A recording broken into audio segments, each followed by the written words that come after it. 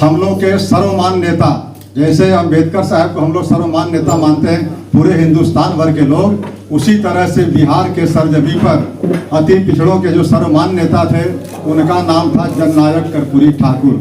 जननायक कर्पूरी ठाकुर वैसे व्यक्ति है जिनको अति पिछड़ा के कोई भी समूह जो है, कोई भी जाति विशेष है, उनको नेता अपना मानता है, उनको आइकॉन अपना मानता है। और हम लोग जब जगे हुए नहीं थे उस समय हमारे अधिकारों की चिंता आदरणीय जननायक कर्पूरी ठाकुर ने की 1978 में। 1978 में उन्हें जो आरक्षण दिया, जिसको कर्पूरी फार्मूला के नाम से जानते हैं, और कर्पूरी फार्मूला का मतलब था कि बिहार में पहली बार अति पिछड़ों की कोई अगर नेता, राजनेता ने चिंता की, उस व्यक्ति का नाम है जननायक कर्पूरी ठाकुर। लेकिन कर्पूरी ठाकुर के आत्मा उस दिन कराह रही थी जिस दिन 2015 में आरक्षण में अति पिछड़ा के श्रेणी में उन तथा कथित संपन्न जातियों को डाल दी गई। ऐसे तो कई जाति की बढ़ाई गई संख्या।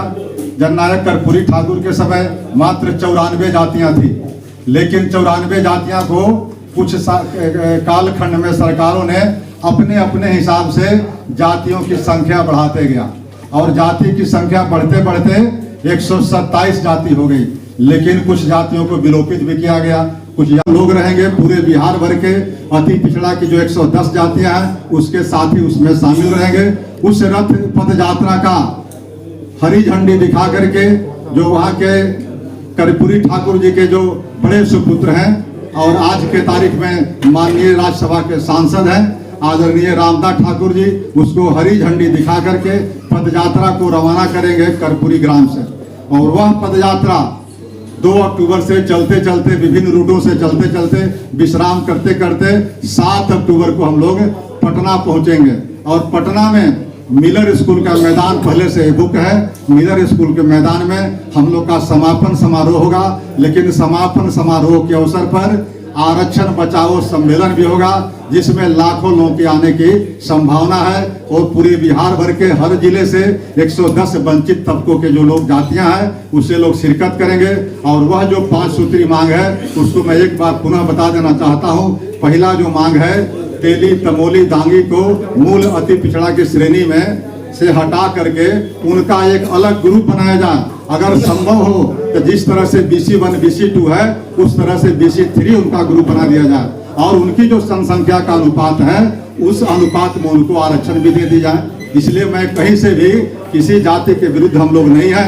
न तेली भाई से हम लोग का कोई मनमुटाव है, न चौरसिया भाई से है, न दांगी भाई से है। लेकिन जो सामाजिक और राजनीतिक स्थितियां हैं, जो आर्थिक स्थितियां हैं, उनको देखते हुए जो आज हमारे हकों की हकमारी हो रही है, इसलिए यह निर्णय लेना पड़ा है। दूसरी जो मांगे हमारा है कि आए दिन अति पिछड़ा वर्ग के लोगों पर अत्याचार की घटनाएं घट रही है, उसको रोकथाम के लिए हम सरकार से मांग करते हैं कि अति पिछड़ा अत्याचार निवारण कानून बना करके घटनाओं पर रोक लगाई जाए। सरकार और उस समय भी आज जो सरकार का स्वरूप है लगभग वही स्वरूप 2015 में था।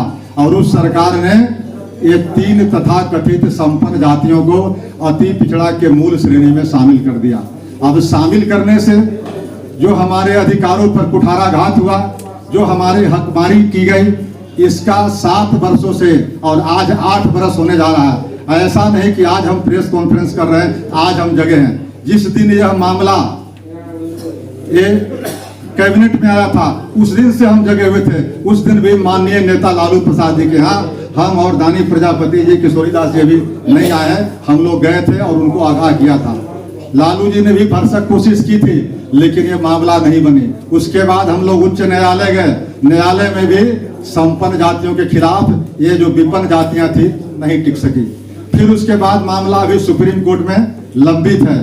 इस बीच में हम लोग धरना प्रदर्शन वगैरह वगैरह काम कर रहे हैं। लेकिन आज हम लोग एक बड़े आंदोलन के रूप में हम लोगों ने यह बात तय किया है, और उसी का आगाज है कि तेली, तमोली, दांगी को मूल अति पिछड़ा श्रेणी से बाहर करने के साथ साथ 5 सूत्री जो मांग है उसके लिए हम लोगों ने तय किया है कि 2 अक्टूबर यानी महात्मा गांधी जी के जयंती के अवसर पर कर्पूरी ठाकुर की जो